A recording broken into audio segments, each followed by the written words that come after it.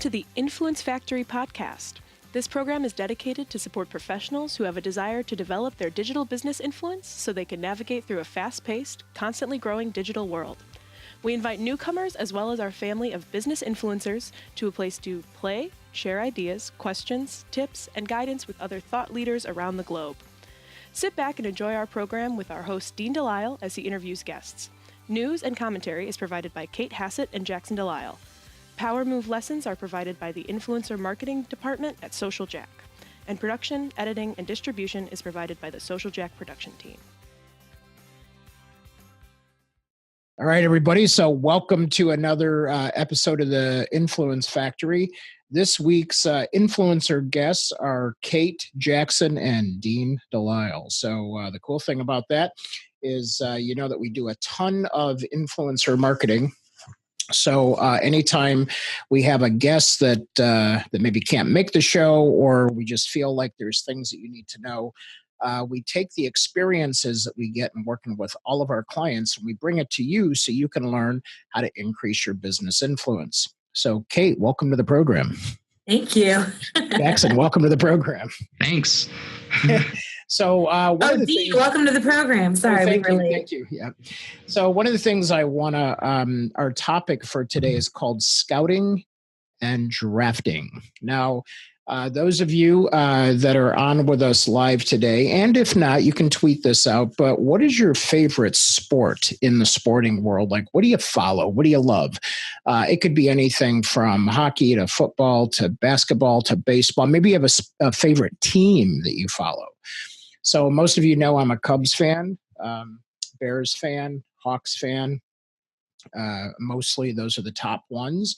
And yes, I do go to Sox games for those Sox fans that want to yell at me for going to Sox games, but I go to those too. But in terms of your favorite, type that in what your favorite is. Cait, what's your favorite team? Chicago Bears, of course. Rawr, especially after this last year, huh? So we have Jackie checking in with the Clemson Tigers, Rick Red Sox and Blackhawks. We have Bears fans coming in. Jackson, what about you? I would have to say Cubs. It's the only sport I ever played as a kid, even though it was a short stint. And I'm not a sports guy.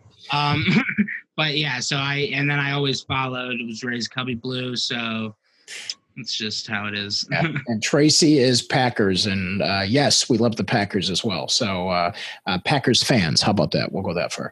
So anyway, yes, and so we have the Rangers coming in too. So nice.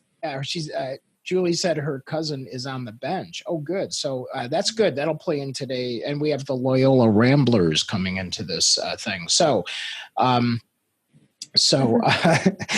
anyway, I'm just laughing at the comments coming in from the audience. So let's set a little context for this. So I spent almost a decade, 3 decades ago, really studying the sports teams. I had, I don't know if you guys remember the Bears when they won, right after they won the Super Bowl. Walter Payton was still with us, and there was a lot of cool things. Well, they were a client of ours, and I had the excitement of hanging out at Hallis Hall. And I got to go in what was called the War Room. Now, the War Room is a room where, if you've ever seen the movie Draft Day or you've ever heard of that term, all sports teams have what's called a war room. And that's where they plot.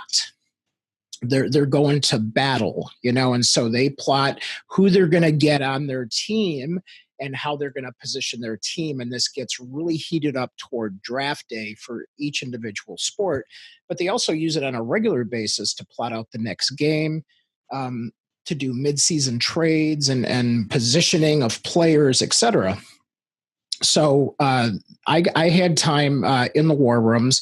I also got to spend some time with the scouts and the GM. So I did this for several sports. I did this for the Blackhawks, the Bears, the Sox, At that time, I did not do it with the Cubs. I did it later with the Cubs and the Bears, and then also Chicago Fire, which is the local soccer team.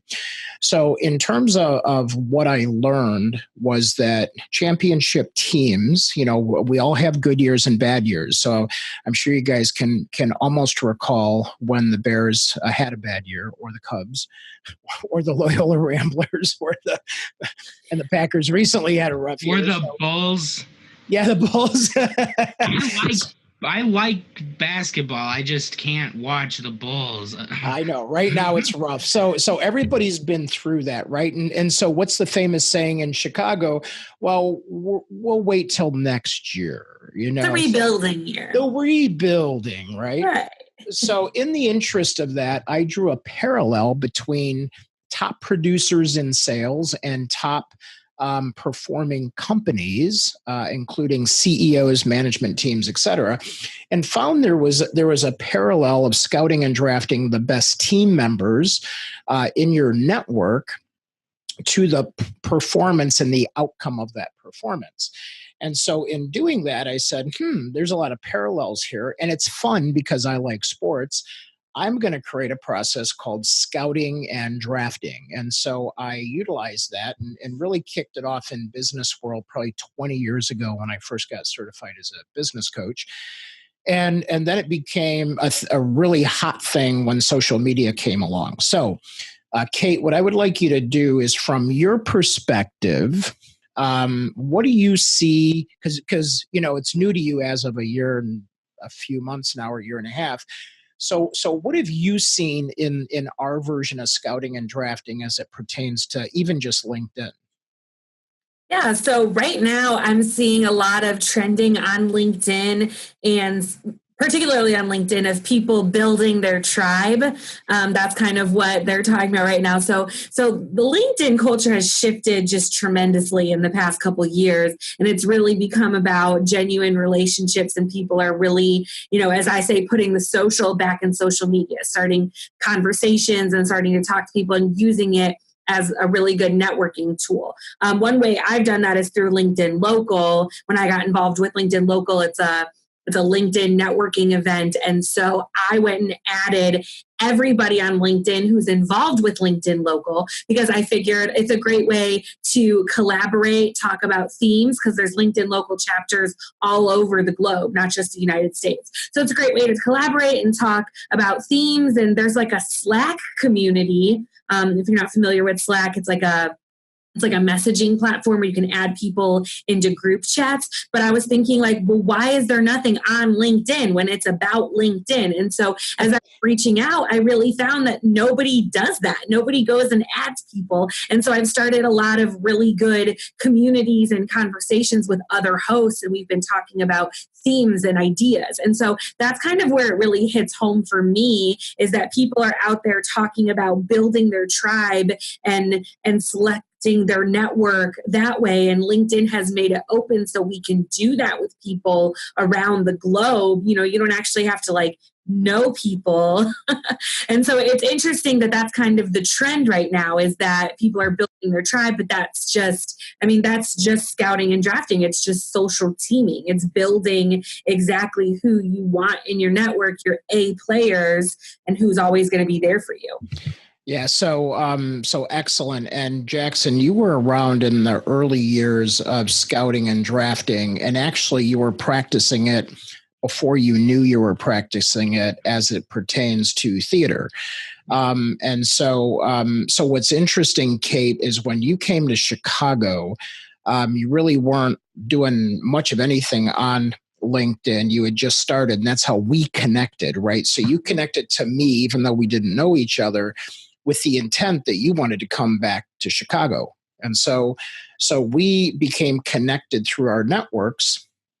And then all of a sudden, you're an influencer on LinkedIn in a short year and a half, and you're well connected, right? So right. We have a social team around LinkedIn Local and around Social Jack and around all the things that we're building. And we'll get to the science of this in a minute. Mm-hmm. Jackson, with you, we watched this even during your sport short sports career. You got drafted on some good teams, and then when you shifted to theater, it was sort of cool to watch social teaming, because I wasn't familiar with the theater world, and so I want to put this in different context. But because we built a team, a tribe, however you want to call it, we call it social team, around the theater community in Northwest Indiana, you then began to be known, to be asked to be casted for a part. I know they don't call them tryouts. They're what do they call them? Auditions. Thank you. So that you get called for auditions. But don't call when you like try out for a sport. Don't call that an audition. People get weird about that. I come back because like I've spent more time in the theater world, and I'd be like, "Oh, are they on auditions?" They're like, "For football, yeah." Like, I was like, "I'm so sorry. Like, I don't know. Like, I can't throw a football." Like, well, what's interesting now is all of a sudden, you've some people know you've always spent most of your time in comedy. So now you have a Second City Network tribe social team going right now. And you guys are forming a team around you and a lot of connections. And early on, you wanted to go to SNL and things like that. So now you're connected to writers and directors. And so, well, yeah. I mean, I would still go to SNL if Lorne Michaels called me today. And so you're only one degree from him right now. So, So starting, I graduated high school and I went right into taking classes at Improv Olympics in Chicago. That's right. And I started building my network there. Then I realized the overlap between that and Second City. I had to wait a year in order to start because, you had to be 19 in order to do Second City stuff. So then once I turned 19, I was on it. I jumped into Second City, started, just seeing shows, connecting with the people I saw on stage and kind of building rapport that way. And I realized people that I was connected to from my, theater community in high school were connected to people at Second City, and even a couple who had made it to SNL from Second City. So it was like, I'm 2 degrees away from, this person, and, a couple degrees away from this person, which is a very, insane thing, especially when you're talking about, people that you're watching on TV and you're like, what? No. But it's a very cool skill to have, is, just social teaming and doing that. And a very great process in, picking the people that are going to help benefit you, that it's going to be a meaningful connection. And that's probably the biggest part of it, is that it's meaningful, that it's beneficial on both sides. So yeah, absolutely. No, I think that's mutuality, right? So, yeah. So before we get back to Cait on this, I'm going to set a little context into the structure and science of what both Cait just described and Jackson just described. So the science of this, and this addresses a question we had from Tracy as well. So we always tell you to treat LinkedIn like a big networking event. So who are my networking event people out there? Tweet out, yes, I'm a networker, or I love events. So as you network into events, you know people, and then there's people you don't know. So just like an event, you'll go, if I see Cait, I'm like, Cait, I really want to deal. I really want to connect to people that are sales leaders in the room, because I want them to buy more social selling programs. And she already knows a little bit about what I do and how to connect me and who I want. And you'll go, oh, you have to meet Joe Smith and you need to meet Karen. And she'll begin to point out people that I need to know. And so we'll do that through a networking style conversational function. So in that process, we are scouting. And the minute I make the connection and choose that that's a good person, and I want to spend more time with them in relationship, meaning I can help them, they can help me, right? There's mutuality. I then go in and now I'm drafting that person onto my team. I'm making a decision, because we only have so much bandwidth of who we can spend our time with. And most of us, the challenge that I saw over the decades is we get into a comfort zone of having initial contacts, initial people that we're comfortable with, and then we hang on to them and we never grow any farther. We never get any farther in our career. We never get any farther in, building our influence within that industry. And so we really need to be conscious every day of scouting and drafting. So at Social Jack, we say every day is draft day. And in fact, in my new book, I wrote a whole chapter on this, but then I allude to it in the surrounding chapters. And we've taught this. If you've ever taken our influencer development program, or you've taken our social selling or any other program, it's woven in.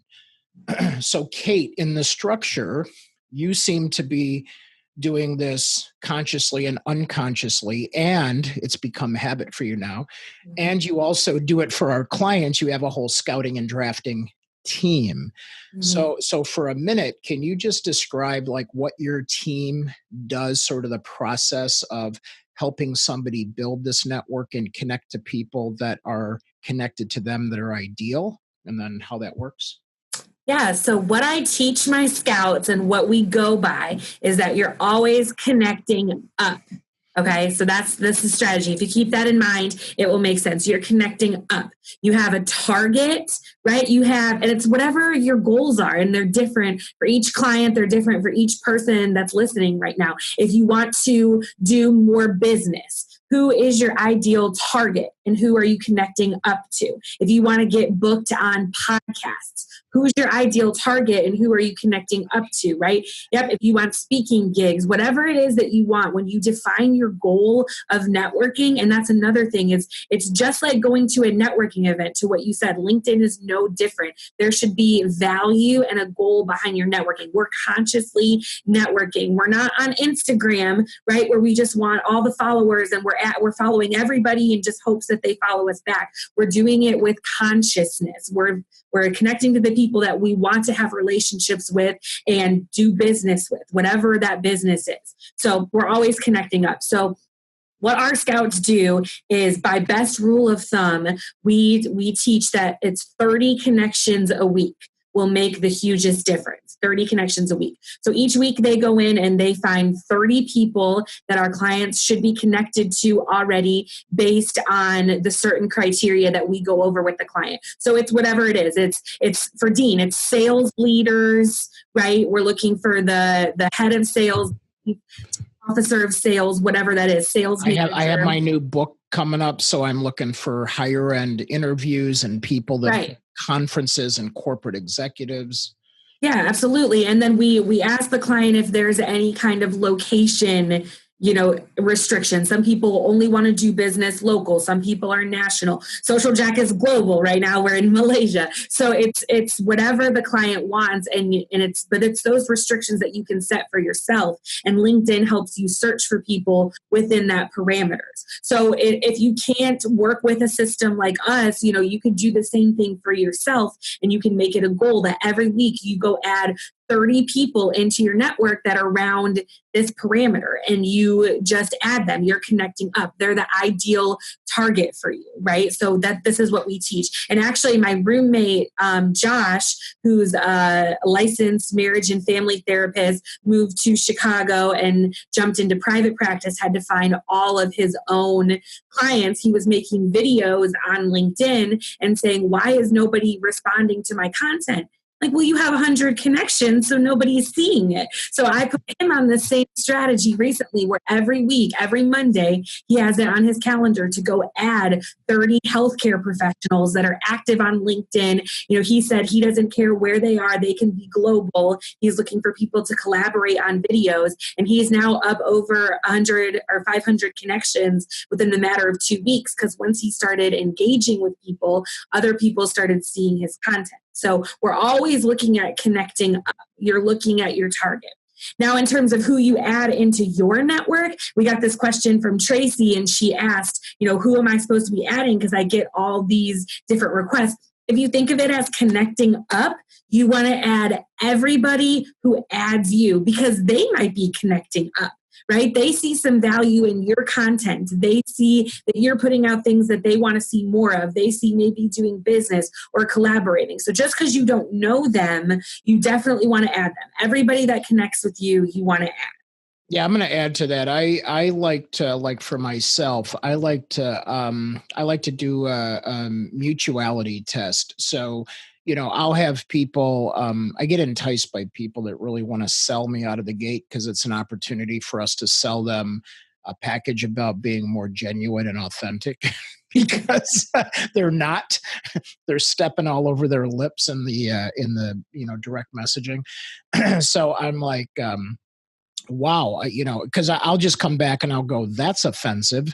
And they'll go, what do you mean? And I'll go, you don't know anything about me. You don't even want to know anything about me. You just want me to buy your product. I said, that's offensive.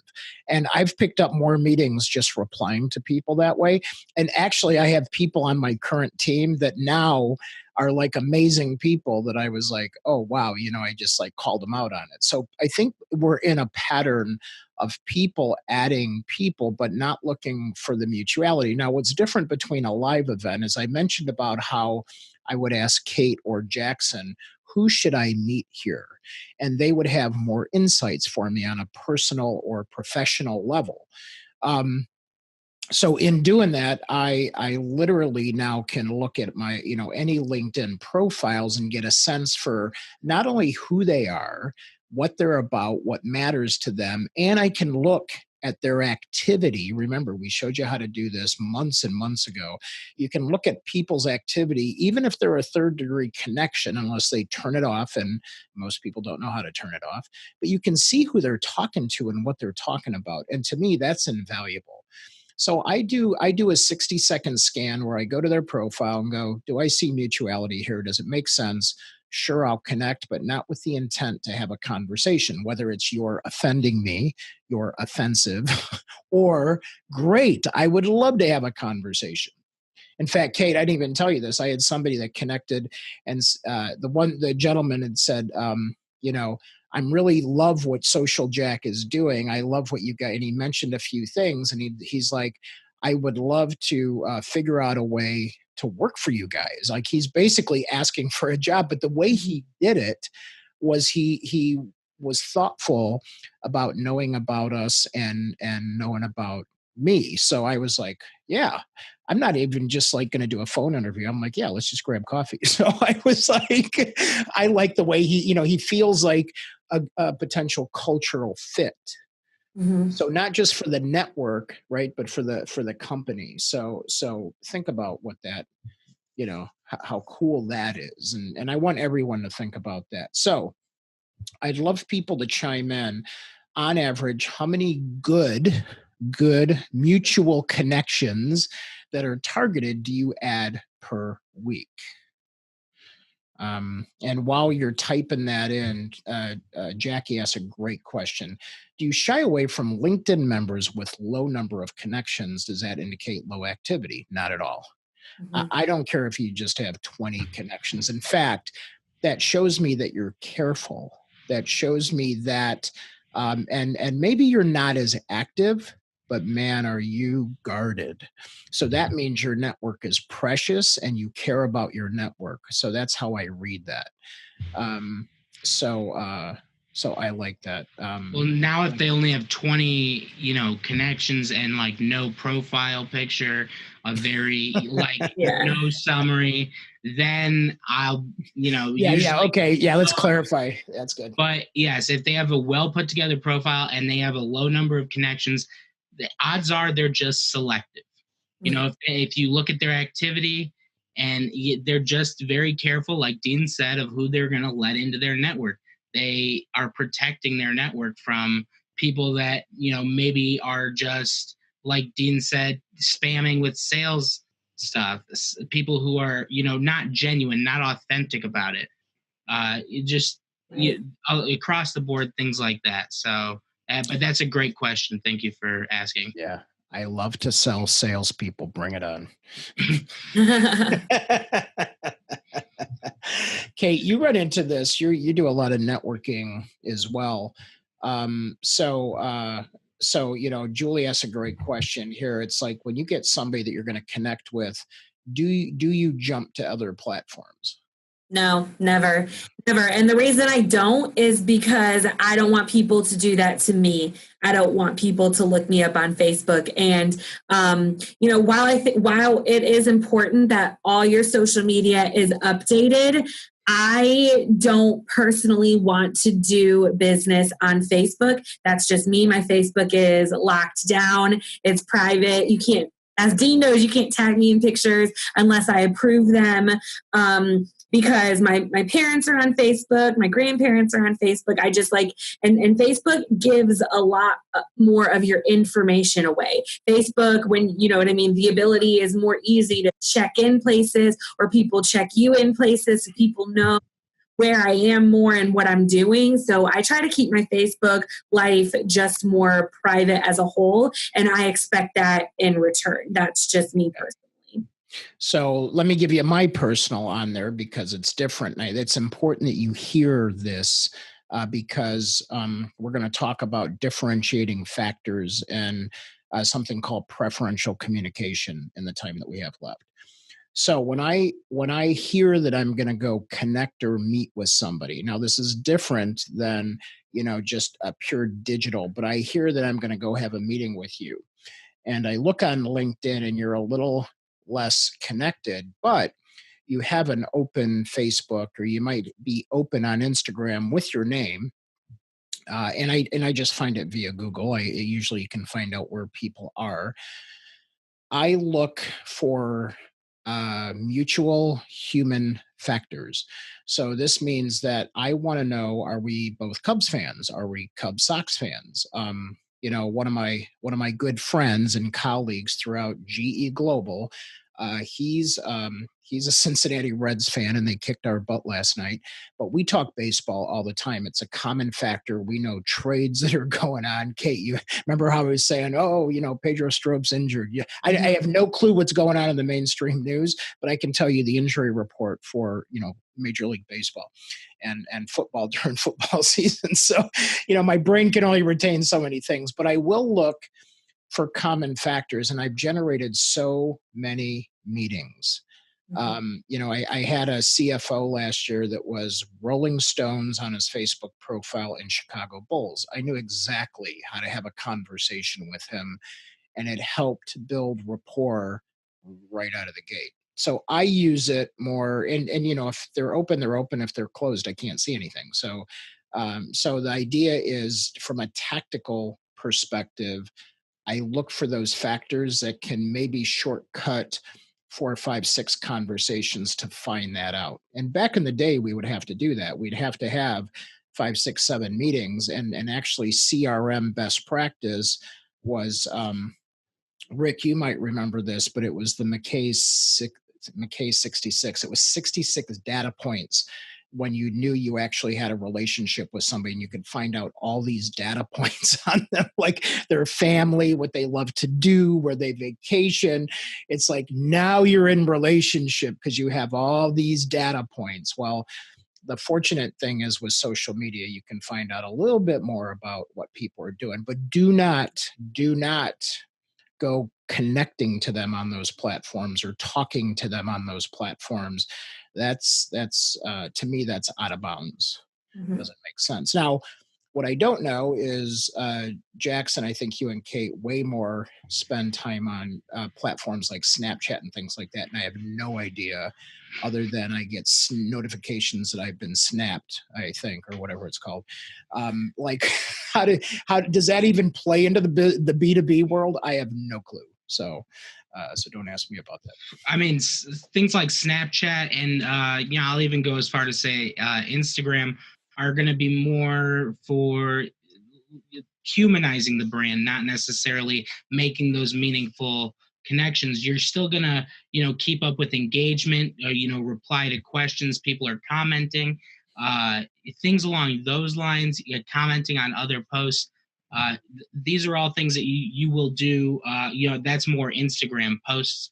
commenting on stuff like that. Snapchat is more just, it's more like one-on-one, isn't it? It's like, more one-on-one. It's a lot more direct. So you can send to individual people, post to your story. Stories are very cool for, like I said, humanizing the brand. But don't they disappear after a minute? After like 24 hours. So, but the biggest thing I would say is, not necessarily, you can look into Snapchat ads for your services and things like that. I see other businesses promoting things like that on Snapchat all the time, but Instagram would be more of the place to you get that experience, but also have that connecting, commenting, engaging with other people, having people engage with your stuff, posting to stories. You can do that on Instagram as well. And it feels more open, doesn't it? So like, Cait, like it feels like Instagram, it's almost like different. Like LinkedIn, you want to see some mutuality in there, some future benefit. But to me, it almost seems like I connect to one person and I get 10 of their friends connecting to me. And I like, okay, I'm just getting used to this, right? So is that, I mean, that's acceptable, right? Like that's what people. Yeah, I just think the general rule of thumb that we are in right now is that Instagram and Snapchat are more for followers. So if you're just wanting followers, that's why Jackson said it's more for humanizing the brand, because it's more for brand awareness. Thank you. I don't know why that word escaped me. I could tell what was on the tip of your tongue. I'm like, it's weird. Yeah. Exactly. So if you look at us across platforms, you're going to see more of who we are. So on Instagram, you're going to see more pictures of the people behind the scenes. We're not really expecting a ton of engagement on Instagram because we don't have a product to sell. Our product is our team, right? So I'm posting pictures of the interns. We're posting pictures of events. That's the product that we can showcase, the humanizing behind the brand. Yeah. Whereas you look at us on LinkedIn, where we're more sharing thought leadership content, we're sharing webinars, that's where we're trying to build relationships. We're trying to invite you into our network to learn from us and collaborate with us and grow with us. That's kind of where our strategy more is. And so it's preferential communication on social media, like where your people are and how they interact there. You're going to talk to them a little bit different on LinkedIn that you would on Instagram and on Snapchat. And you might not find a need for Snapchat, but the important part of it is more of showcasing the service or the product that you're selling, and less real relationship building because the interactions are short and they disappear after a certain amount of time. Yeah, and one of the things I learned a term. You know how there's vegetarian and people that have restrictions in diet, and there's something called a flexitarian, which means that depending on the mood I'm in, I might not do dairy today. I might not do meat for a week. I'm flexible. It's called a flexitarian, and it's so millennial of you. I know, and I was when Rick Bayless they were announcing that, I'm like, that's me when we were at that show. And so I'm like, oh my God, I'm a flexitarian. And so I was so excited to find my identity. So I got to put that in my LinkedIn profile. So anyway, but what I'm saying is, for most of us, it's an evolution. Our communication is an evolution. So by which, I always tell people, text me if you want to get a hold of me. And I give people my cell phone number. You want to get me, just text me. That's the best way. Emails get dropped. Phone messages, as my light's blinking, those get dropped. Things fall through the cracks, and social media. I'm really good typically in my LinkedIn messages. So LinkedIn messages, texting, and email third is my preferential, way to communicate with me. But that's just Dean. So Cait, if somebody were to communicate with you, what is the number one best way for them to communicate with you? I think I'm all over the map too. But what would be the preference? Probably LinkedIn message. It used to be text, but I'm not going to lie. My phone annoys me so much. Group texting is a disaster, but that's another episode. Yeah, no, my phone, because I have so many notifications now for us, for the clients, for personal projects, for work, and everything comes to my phone, that a lot of times I just am over here flipping it over. Go away. I can't look at you. I can't look at you right now. So I'm going to ask the audience, if you had one way to connect with the world, which one would you pick? Would it be a social media platform, texting? I'm on WeChat because of is that what we're on, Jackson, for Asia? Isn't it WeChat? Yeah. So anyway, I got that. So Jackson, if you only had one. If I only had one, I would probably say, LinkedIn messages is a good way to get a hold of me. But just one. I know. I'm all over the place.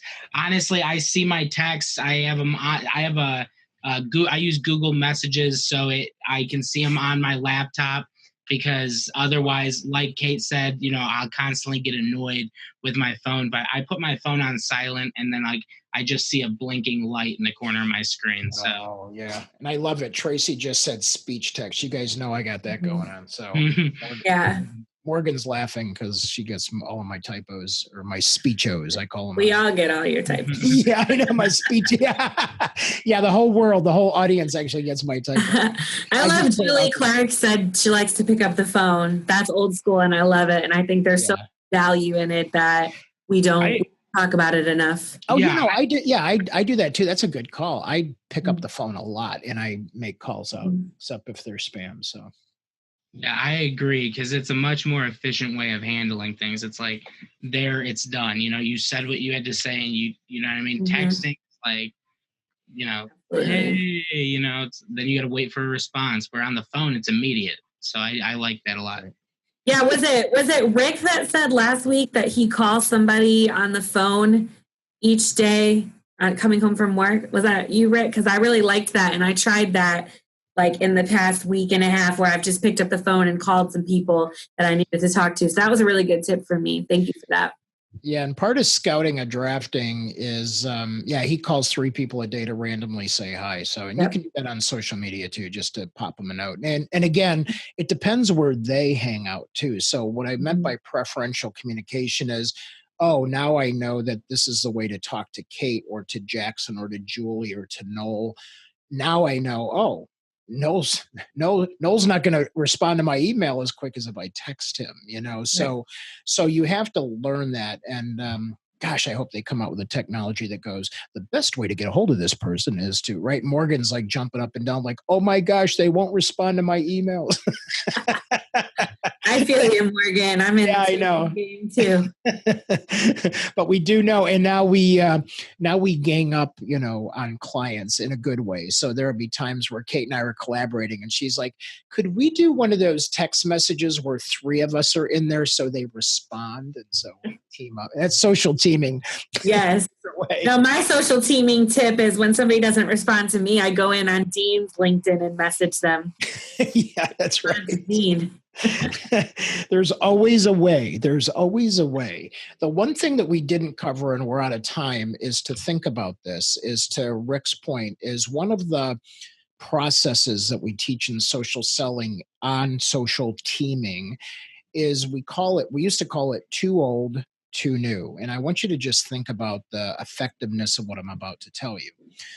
So as you build and you collect a reliable team around you, call 2 people on your team. And to Rick's point, it's really to build relationship. It's not for any ask. It's not for anything intentional out of the gate. It's just to build rapport, relationship, and stay top of mind in the relationship.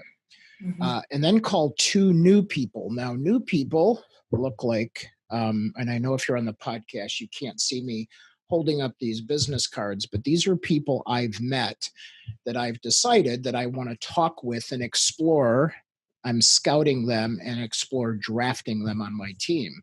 I call 2 of those a day. So now if I call 2 people on my team per day, 2 new people per day, I'm building that scouting and drafting engine of unlimited amount of referrals and business. And it's a very simple process. And I developed it way before LinkedIn. It was designed for busy CEOs that don't have time to talk to, I said, what's what's the tolerance? How many people could you really handle talking to in the busiest day? And they said 4 was the average. So that's how I developed that 2 old, 2 new, which is, 2 from your team and 2 from what we call the farm team. So if you have somebody that you're drafting, you pull them up from the farm team. But so hopefully everybody got some good lessons. So I'm curious if you could type in what you learned today for yourself, or what you're going to do maybe just a little bit differently, that one thing that we always ask you to take away. And remember before we announce our winners for today's Starbucks gift cards, we really want to know that you're going to teach someone something valuable that you learned from Cait, Jackson, or myself as we were talking. So, and as people are typing in here, love the 30 connections a week, and other comments that are coming in, we appreciate that. So, so Jackson, who's our 2 winners for today? Yeah, so for today we had Noel Christopher and Julie Clark. So right. So yeah, and those are only within the Zoom platform because Facebook was down today. So sorry. Go leave a review. Yes. Now, and you people have a special responsibility, is that when you take that person for coffee, and all of you, when you take somebody for coffee today, or this week, or your next cup of coffee, please teach them something that you learned today that you're implementing for yourself, and share that with somebody else that you care about. And Julie's going to bring us down some bagels too. And Noel, I think he's still in Denver, right, Noel? Is that where you're at? So we'll have to get out there and have some coffee, and maybe some mountain brewskis too. Steamboat Springs, there you go. That doesn't stink. So there you go. All right. Well, Cait, Jackson, thanks so much for today's episode. I think it's great for people to understand really what we do for folks. And again, if you're interested in any of this for yourself, please don't hesitate for us to ask. Things are super reasonable here, and we work really hard for our clients, and hopefully you're learning a lot from us on building your influence. So with that being said, from all of us here at Social Jack headquarters, we will see y'all online. Take care. Bye.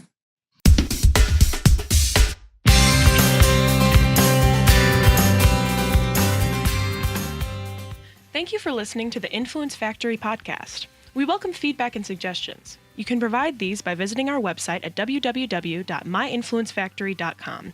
And if you are interested in Social Jack's 90 Days to Influence program, you can simply go to 90daystobusinessinfluence.com and simply ask for the next steps.